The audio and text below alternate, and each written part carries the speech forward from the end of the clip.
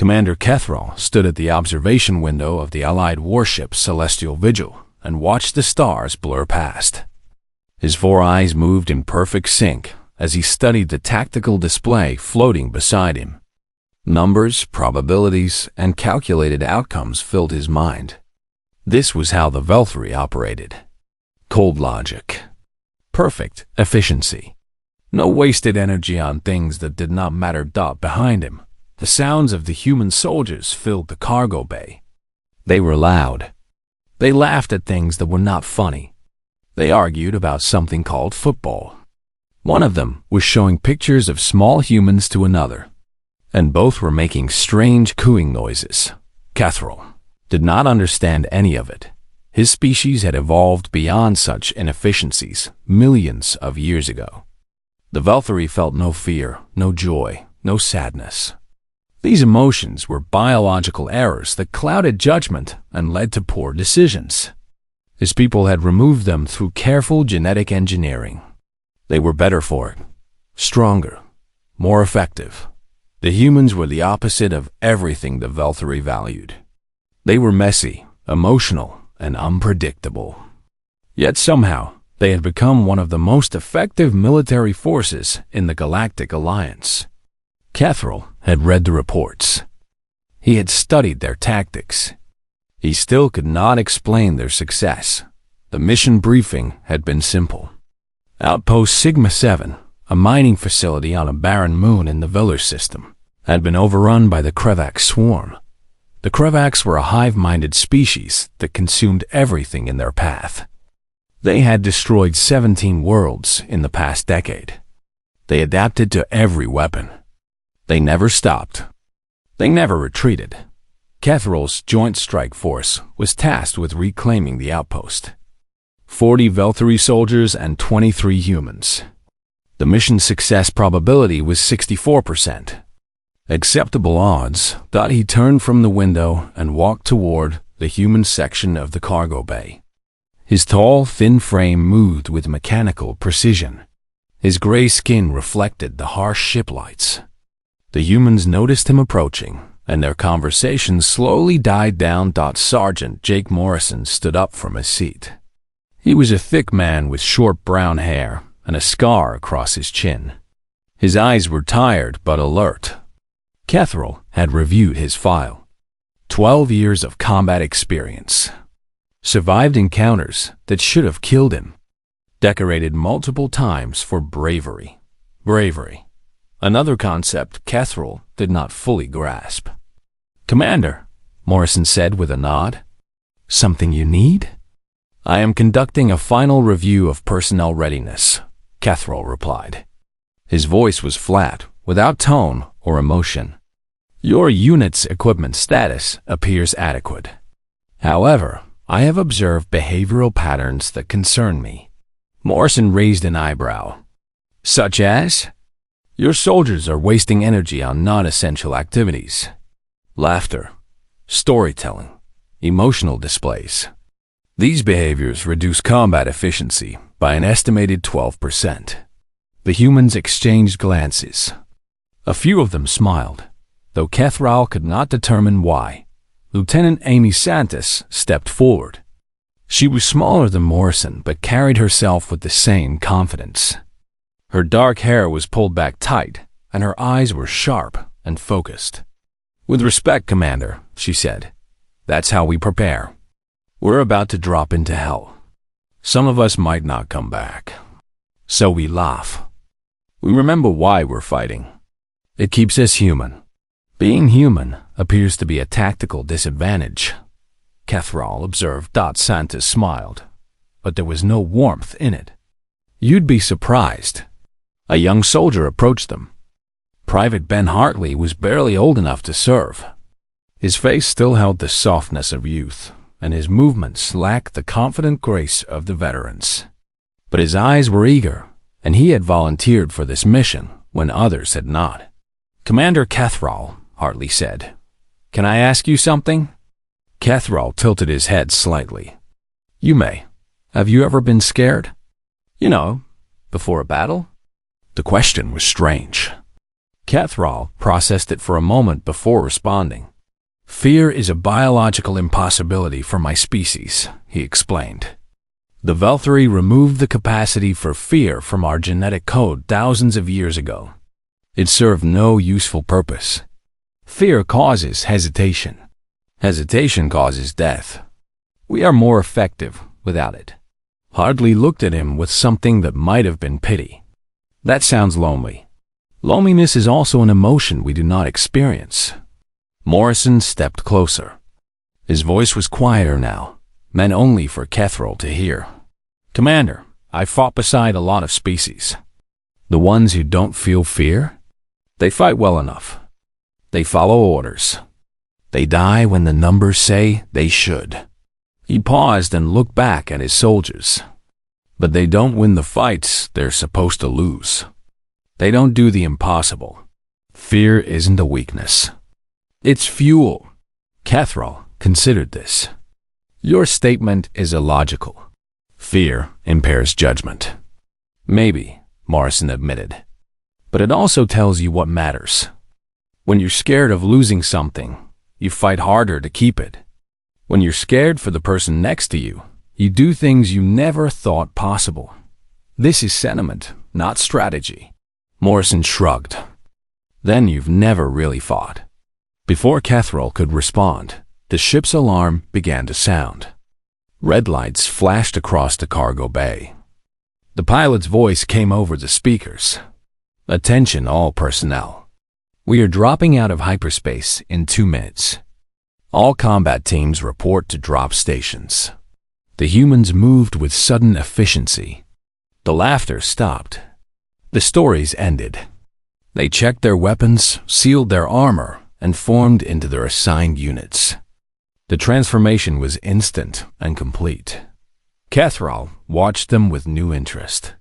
One moment they were chaotic and emotional. The next they were focused and deadly. It was like watching 2 different species. He walked to the forward observation deck as the ship shuddered and dropped out of hyperspace. The stars stopped blurring and became fixed points of light. Before them hung the barren moon that held Outpost Sigma 7. Cathral's tactical display updated with new information. His 4 eyes widened slightly, the only sign of surprise his species could show. The original intelligence had estimated 300 Krevak signatures at the outpost. The current scan showed over 4,000. The facility was completely overrun. Swarm clusters covered every surface. The mining towers were wrapped in organic webbing. The landing zones were crawling with drones. The mission success probability dropped from 64% to 11% dot behind him. Cathral heard Morrison approach. The human sergeant looked at the same display and let out a long breath. Well, Morrison said quietly, that's not great. The mission parameters have changed significantly, Cathral stated. Retreat would be the logical option. Morrison was quiet for a moment. Then he turned and looked at his soldiers, who were watching him from across the bay, waiting, trusting. There are survivors down there, Morrison said. 47 life signs in the central bunker. Civilians, miners, people with families. Their survival probability is less than 3%. Attempting rescue would reduce our own survival probability to near 0. Morrison nodded slowly. Yeah, I know. He turned back to face the moon. We're going anyway. Cathral stared at him. That is tactically insane, probably. Morrison smiled, but his eyes were hard. But that's what humans do, Commander. We go anyway. The dropships began to launch. Cathral followed the humans into battle, unable to shake the strange feeling that he was about to witness something his species had never understood. The dropship hit the ground hard.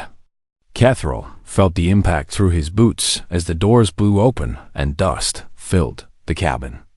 Around him, soldiers poured out into the gray wasteland of the moon's surface. Outpost Sigma 7 rose before them like a corpse. The tall mining towers were covered in thick black webbing that pulsed with organic life.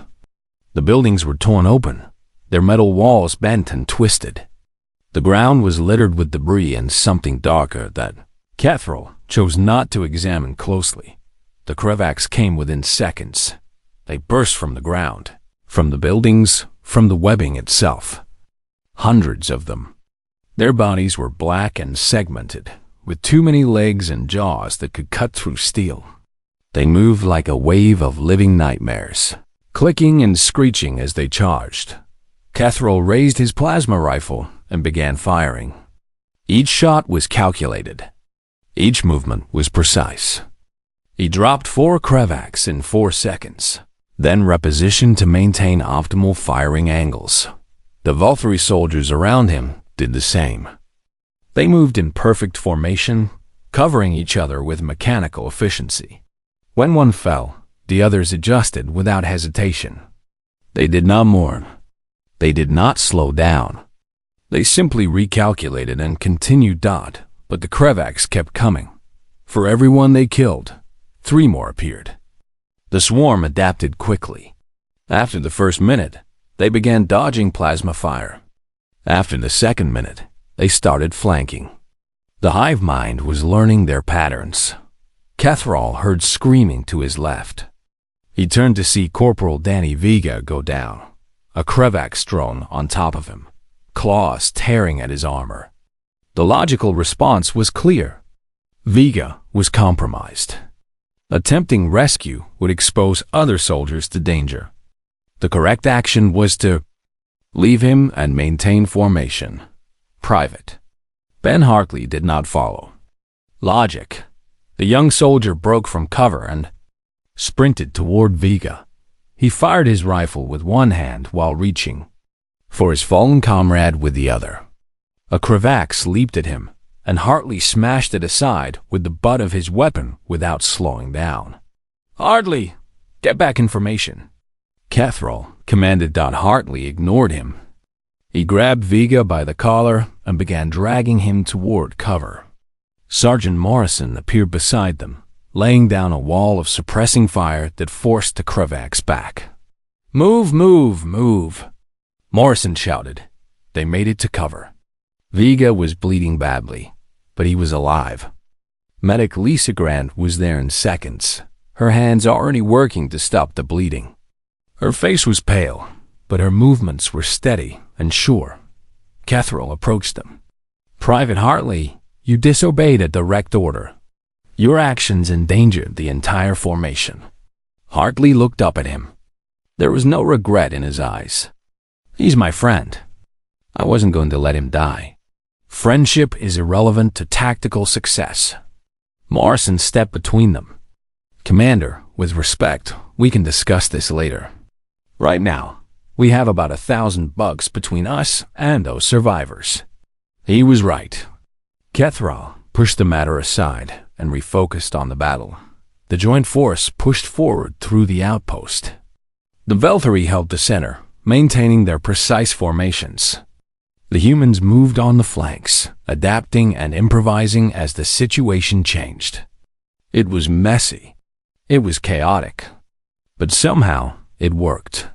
Lieutenant Santos led a team through a collapsed building to outflank a Kravax Alpha. The Alpha was larger than the drones, with armored plates and a tail that could impale a soldier through their armor. It commanded the swarm around it, directing attacks with terrifying intelligence. Santos should have stayed back and engaged at range. That was the logical approach. Instead, she charged. She moved through the smaller drones like water through rocks, dodging and weaving with impossible speed. When she reached the Alpha, she dropped her rifle and pulled out a plasma blade. The weapon hummed to life, glowing bright blue. The Alpha swung its tail at her. Santos ducked under it and drove the blade into the creature's chest. It screamed, a sound that echoed across the battlefield. Santos screamed too, a raw sound of fury and desperation as she pushed the blade deeper. The Alpha fell. The drones around it scattered in confusion, suddenly without direction. Catherall watched Santos pull her blade free. Her armor was cracked. Her breathing was ragged. His sensors showed her heart rate at dangerous levels. Her adrenaline far beyond safe limits. By all Valkyrie standards, she was experiencing system failure. She should have been impaired, weakened, vulnerable. Instead, she looked more dangerous than ever. "Area clear," Santos reported through the comm. Her voice was steady despite everything. Moving to secondary position. The battle continued for another hour. The Kravaks never stopped coming, but neither did the Allied forces. Slowly, painfully, they pushed toward the central bunker where the survivors waited. Kethrol lost 8 Valkyrie soldiers. They fell with quiet efficiency, accepting death as a statistical inevitability. He noted their deaths for his report and continued fighting. The humans lost 5. Each death was different. The other humans reacted with visible pain. Some shouted in anger.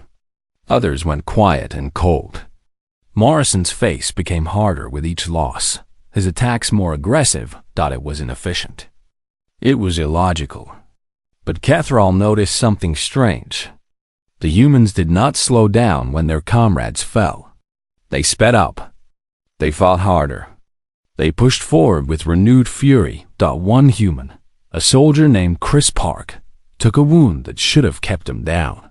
Instead, he bound it with one hand and kept firing with the other. When a Kravaks broke through the line, Park tackled it with his bare hands and held it down until Morrison could finish it. Kethrol's analytical mind tried to process what he was seeing. The humans should have been breaking. Their losses were mounting. Their ammunition was running low. Every tactical calculation said they should retreat. They attacked instead. The final push came at sunset.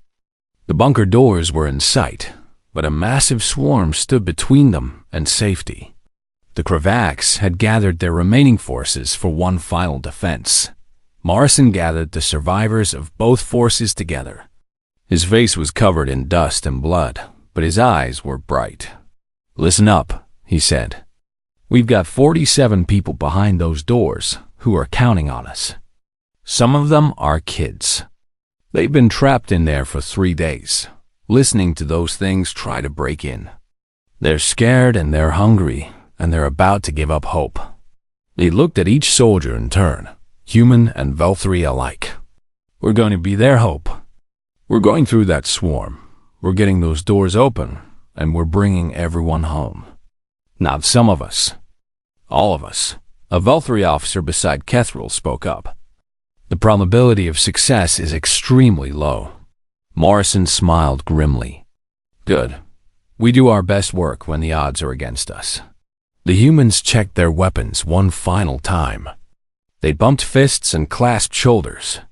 Some whispered words that Kethrol could not hear. Then they turned to face the swarm.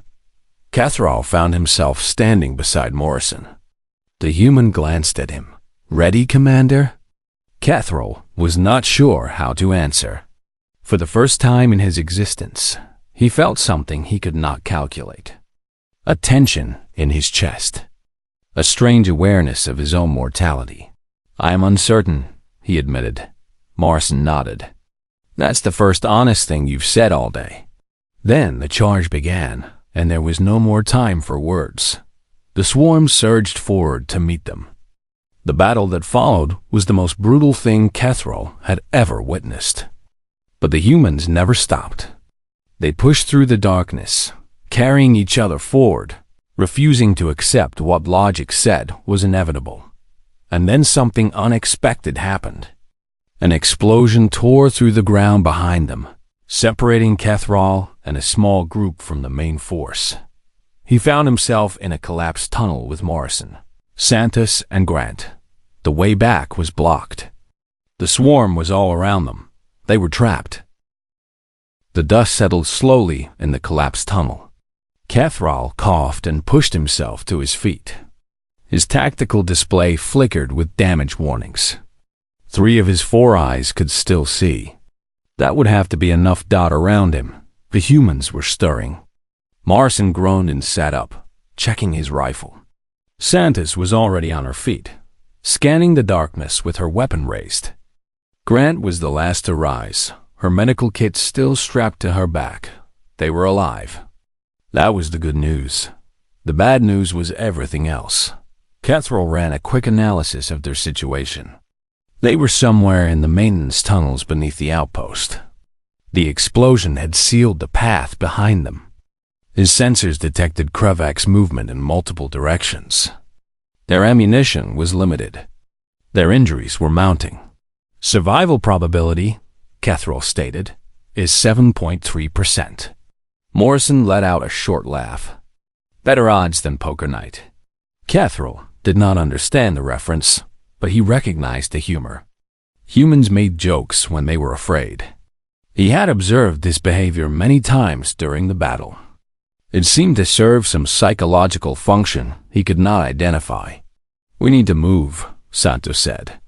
She was limping slightly, favoring her left leg.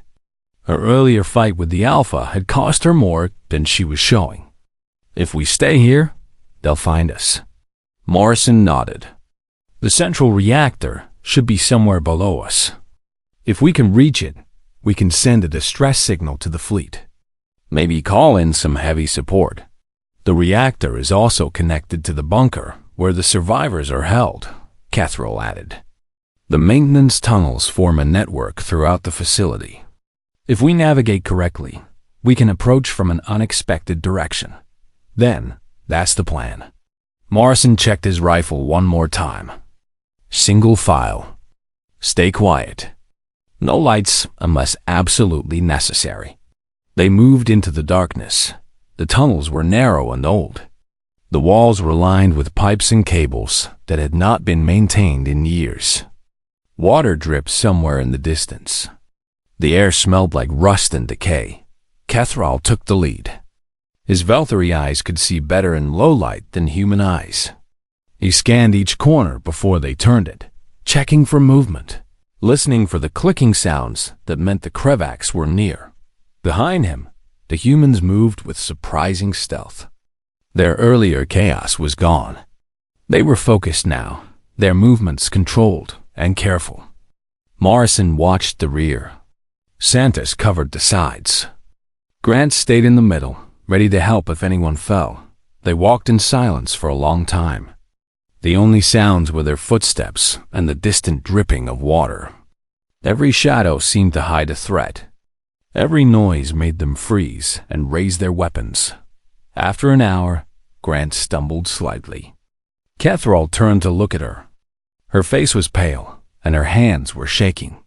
"Are you malfunctioning?" he asked. Grant looked at him with tired eyes. "What? Your hands are trembling. Your skin color has changed.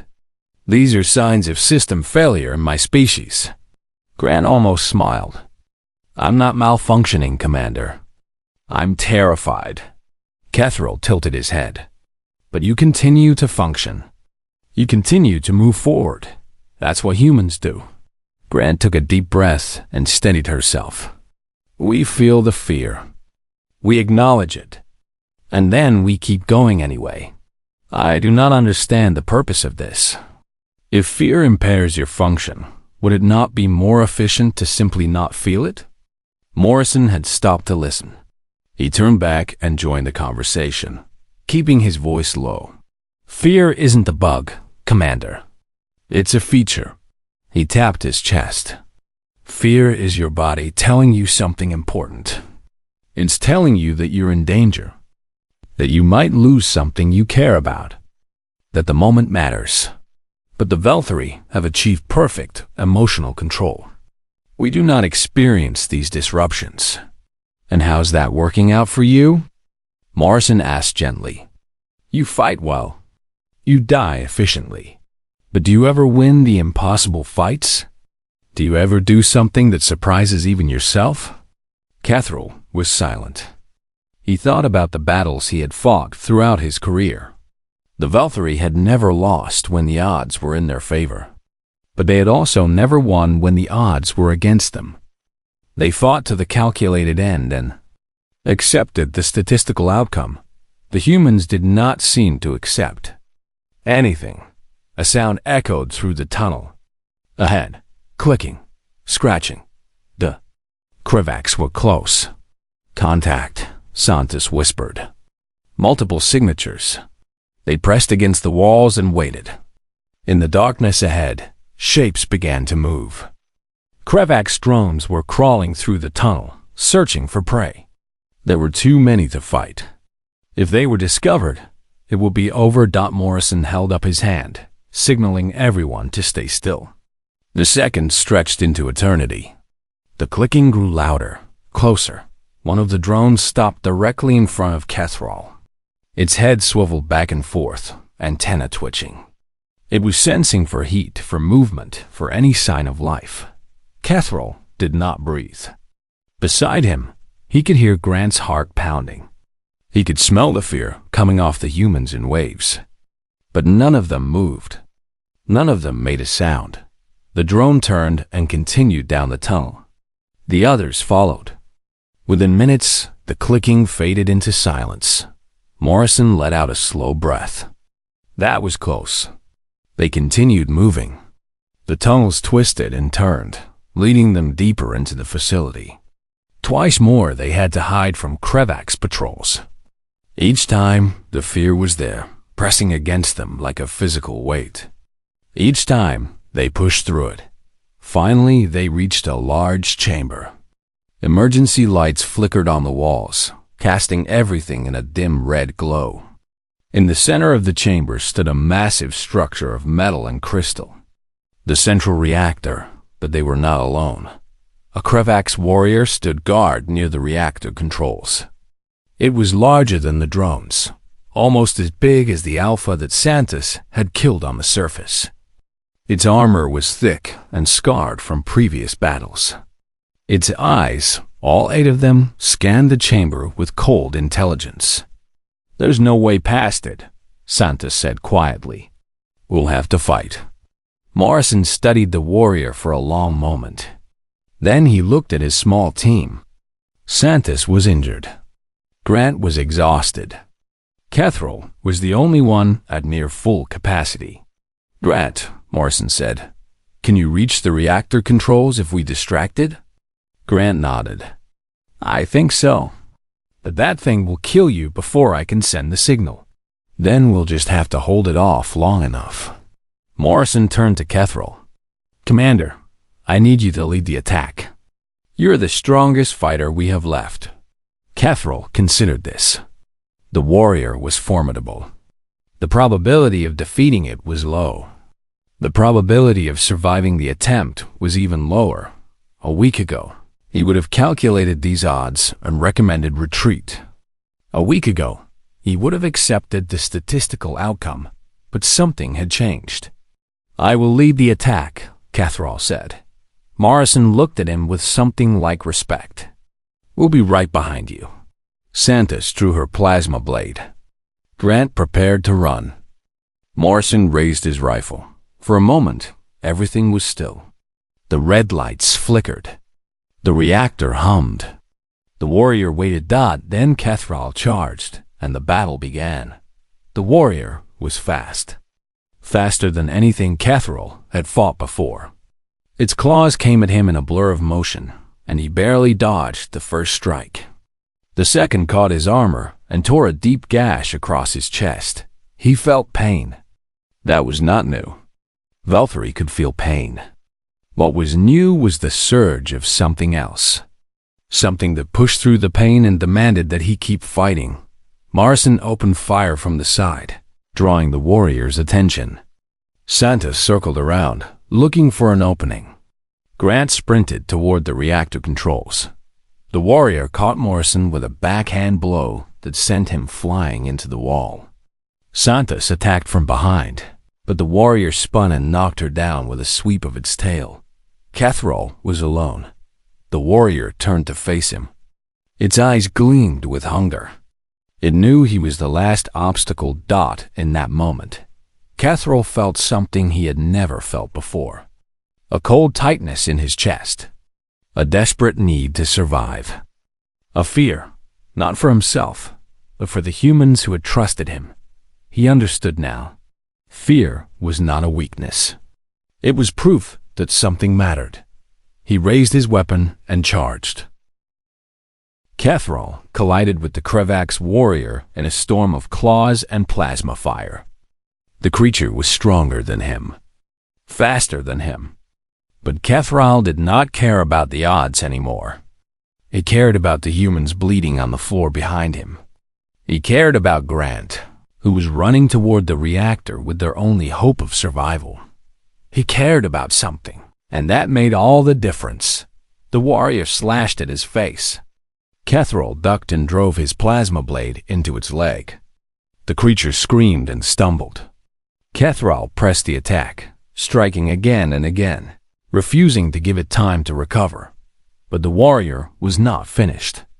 It caught Cathrall by the throat and lifted him off the ground. Its grip was crushing. His vision began to darken. Then Morrison was there. The human sergeant had pulled himself off the floor and charged the warrior from behind. He climbed onto its back and drove his combat knife into the gap between its armor plates. The warrior shrieked and released Cathrall, reaching back to grab Morrison. Santos attacked from the other side. Her plasma blade cut deep into the warrior's arm, severing tendons and muscle. Black blood sprayed across the chamber floor. The warrior was surrounded now, wounded. Desperate. It made one final lunge toward Grant, who was almost at the reactor controls.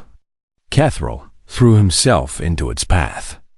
The impact sent both of them crashing to the ground. The warrior's claws found his chest and dug deep, but Cathrall held on. "Grant!" he shouted. "Now!" Grant reached the controls. Her fingers flew across the interface. Warning lights began to flash. The reactor hummed louder, building power for the distress signal. The warrior threw Cathrall aside and tried to rise. Morrison and Santos hit it together, driving it back. They were wounded, exhausted, and outmatched, but they would not stop. They could not stop because there were 47 people in that bunker who were counting on them. Because giving up was not something humans knew how to do. The reactor reached full power. Grant activated the signal. A pulse of energy shot upward through the facility, breaking through the Krevax interference and reaching the Allied fleet above. The signal also did something else. The pulse disrupted the hive mind connection. Every Krevax in the facility suddenly stumbled, their link to the Queen severed. The warrior in front of them collapsed, its movements becoming confused and uncoordinated. Morrison drove his knife into its skull. The warrior stopped moving. For a moment, there was silence. Then Grant's voice came through the comm. "Signal sent. Fleet is responding. But there's a problem." Cathrall pushed himself to his feet. His wounds were severe, but not fatal.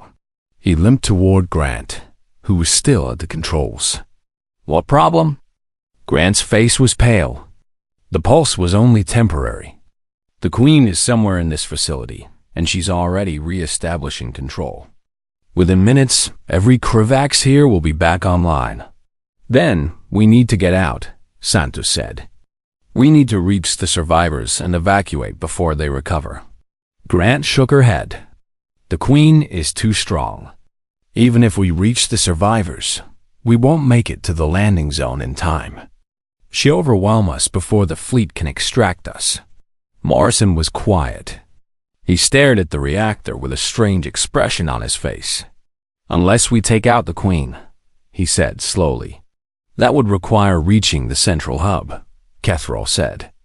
"The Queen will be heavily guarded. The probability of success is negligible. Not if we overload the reactor." Everyone turned to look at Morrison. His face was grim but determined. "If we trigger a controlled overload, the pulse will become permanent. It will fry every Krevax connection within a kilometer. The Queen, the drones, all of them. They'll be completely disabled." "That would work," Grant said softly. "But someone would have to stay behind to manually control the overload sequence. The radiation levels would be lethal within minutes." Silence filled the chamber. Everyone understood what Morrison was suggesting. "I'll do it," Grant said. Morrison shook his head. Grant, no. You have a daughter waiting for you back home. That's exactly why I'm doing it. Grant's voice was steady now. The fear was still there in her eyes, but something stronger had taken its place. Anna is 7 years old. She's never seen a Krevax. She doesn't know what war looks like. And I want to keep it that way. She looked at each of them in turn. If I don't do this, the Queen recovers. She calls in reinforcements. The fleet gets overwhelmed. The war continues. Maybe it reaches Earth someday. Maybe Emma grows up in a world full of monsters. Tears were running down her face, but her hands were no longer shaking. I'm not dying for statistics or probabilities. I'm dying so my little girl can grow up in a universe where she's safe. That's worth everything. Morrison tried to speak, but no words came out. Santos was crying silently. Even Kethril felt something strange happening in his chest. A pressure he could not explain. Grant reached into her pocket and pulled out a folded piece of paper. She pressed it into Morrison's hands. Give this to Emma. Tell her I loved her. Tell her I was brave. Morrison took the letter. His jaw was tight, his eyes wet. You are brave, he whispered.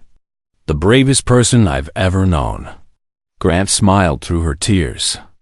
Then she turned and walked toward the reactor core. The others had to leave. The radiation levels were already climbing. Morrison grabbed Santos and Kethril and pulled them toward the exit tunnel. We need to go. We need to reach the survivors and get them out before the pulse hits. They ran. Behind them, Grant began the overload sequence. The tunnels passed in a blur. Kethril's wounds screamed with every step, but he did not slow down. He could not slow down. Grant was giving her life for this chance, and he would not waste it. They burst out of the tunnels and into the main facility. The Krevax were recovering, their movements becoming coordinated again. But they were confused, distracted by the disruption to their hive mind. Morrison led them through the chaos, finding paths where there should have been walls, creating openings where there should have been death. Santos covered their flanks, fighting through the pain of her injuries. Kethril fought beside them, no longer calculating, no longer analyzing, just moving. They reached the bunker doors. The survivors inside had heard the fighting. They were ready, armed with whatever they could find, prepared to make a last stand. Open the doors, Morrison shouted. We're getting you out of here. The doors opened. 47 faces stared out at them. Miners, engineers, families. Children with wide, frightened eyes. Then the pulse hit. A wave of energy exploded from the reactor core, washing over the entire facility. Every Krevax froze. Their movements stopped. Their connections severed.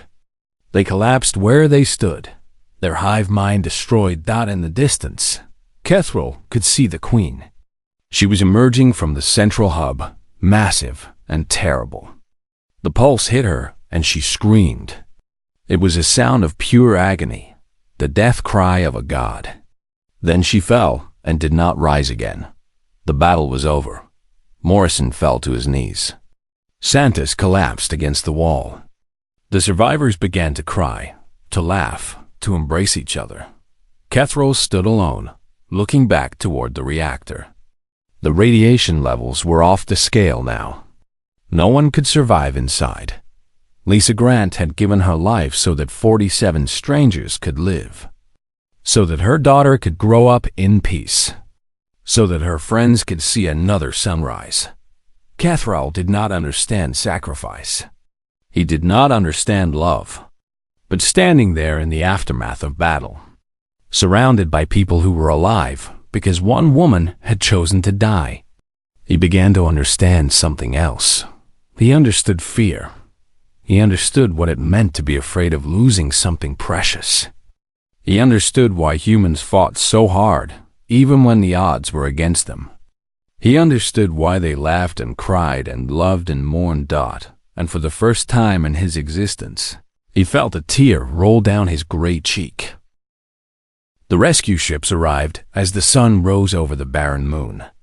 Cathrall watched them descend from the sky, their lights cutting through the dust and smoke of the ruined outpost. Medical teams poured out before the ships had even fully landed. Rushing to help the wounded, Cathrall sat against a broken wall, his injuries wrapped in bandages that Grant had applied before her final walk to the reactor. Her hands had been so steady then. He had not understood how someone so afraid could be so calm. He understood now. Morrison appeared beside him. The human sergeant looked older than he had the day before. The battle had taken something from him, some light that had been in his eyes. But he was still standing, still moving forward. "Medical team wants to look at you," Morrison said. "Those wounds need proper treatment." "I will survive," Cathrall replied. "The injuries are painful, but not critical." Morrison nodded and sat down beside him. For a long moment, neither of them spoke. They just watched the rescue operation unfold.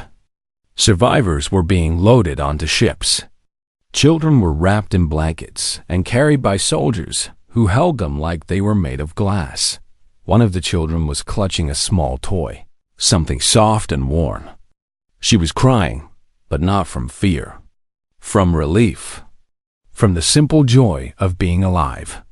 "Grant would have liked to see this," Morrison said quietly. "Yes," Cathrall agreed. "She would have." Morrison reached into his pocket and pulled out the folded letter that Grant had given him. He stared at it for a long time. "I don't know what to tell her daughter," he admitted.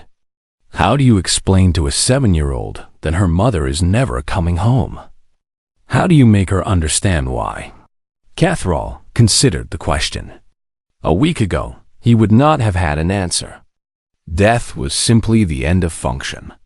There was no meaning to explain, no comfort to offer, but he had changed. Grant had changed him. All of these humans had changed him. "Tell her the truth," Cathrall said. "Tell her that her mother was afraid, just like everyone else.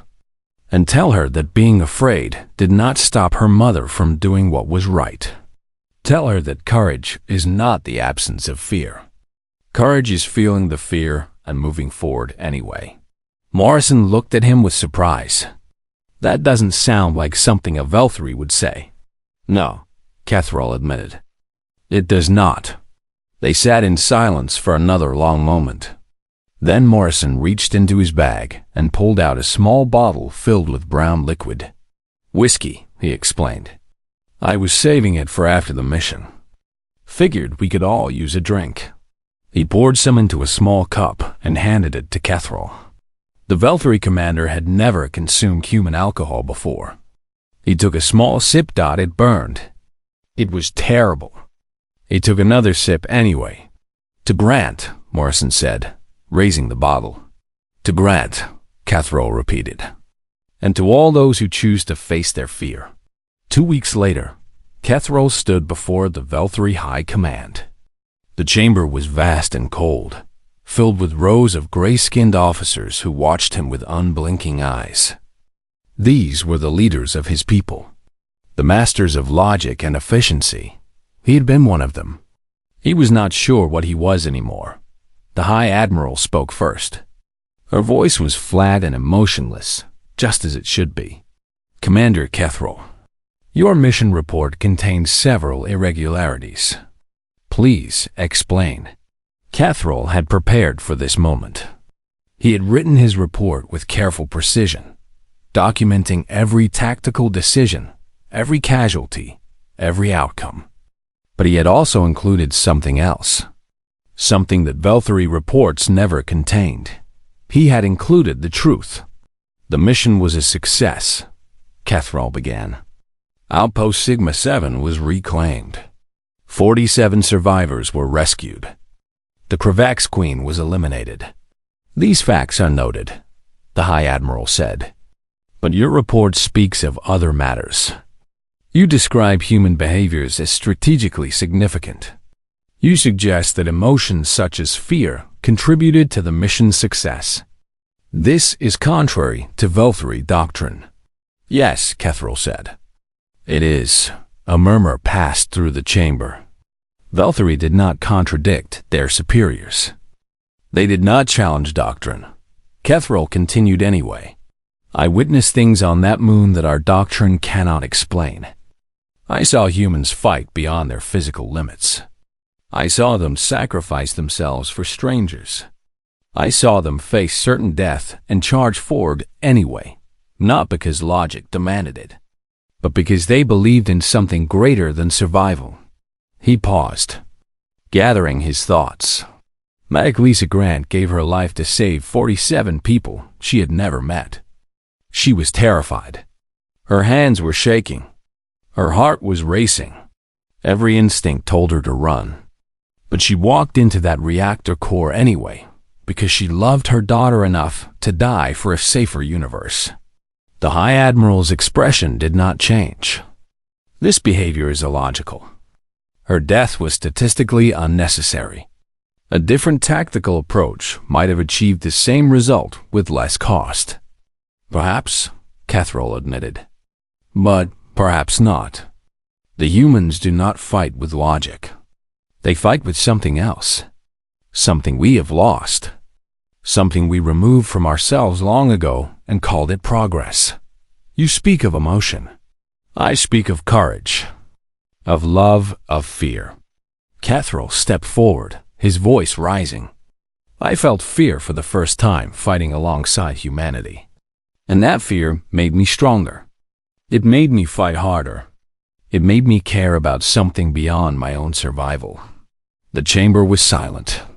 The officers stared at him with expressions that might have been confusion or concern, or nothing at all. The High Admiral spoke again. Your report suggests that you have been compromised by human emotional contamination. This is a serious condition. We recommend immediate treatment to restore proper cognitive function. Kethril shook his head. I do not wish to be treated. I have not been contaminated. I have been awakened. Another murmur, louder this time. I request permanent reassignment to joint human Velthury operations, Kethril continued. I believe I can serve as a bridge between our species. I believe I can help us learn from each other. The High Admiral considered this for a long moment. Then she delivered her verdict. Request denied. Your psychological state is too unstable for continued service. We cannot risk further contamination of Velthury forces. You are hereby removed from active duty pending evaluation. Kethril had expected this. He had prepared for it. Then I resign my commission. The words echoed through the chamber. No Velthury had ever resigned. The concept was almost foreign to their culture. You cannot simply resign, the High Admiral said. You have duties, obligations. I have duties, Kethril agreed. But not to this council. I have duties to the humans who fought beside me, to the memory of those who died, to the future I want to help build. He removed his rank insignia and placed it on the floor before the High Admiral's platform. Thank you for your service, he said. But I have found something more important than efficiency. I have found a reason to be afraid. He turned and walked out of the chamber. No one tried to stop him. 1 month later, Kethril arrived at Unity Station, a human trading post on the edge of known space. He had traveled far from Velthury territory, carrying nothing but a small bag and a letter that he had promised to deliver. Morrison and Santos were waiting for him at the docking bay. They looked healthier now, their wounds healed, their spirits recovered. When they saw him, they smiled. You actually came, Morrison said. I half thought you would change your mind. I considered it, Kethril admitted. But I decided that I had already felt fear. I did not want to feel regret as well. Santos laughed and punched his shoulder. It was a gesture of affection that would have confused him before. Now it simply felt right. Welcome to the family, she said. They walked together through the station. It was crowded and chaotic, filled with humans and aliens of a dozen species. Children ran through the corridors, laughing and playing. Merchants shouted their prices. Music played somewhere in the distance. It was messy. It was illogical. It was beautiful. Marcin stopped at a small cafe and ordered 3 drinks. He raised his glass in a toast. To new beginnings. To fear, Catherall added. And to the courage to face it.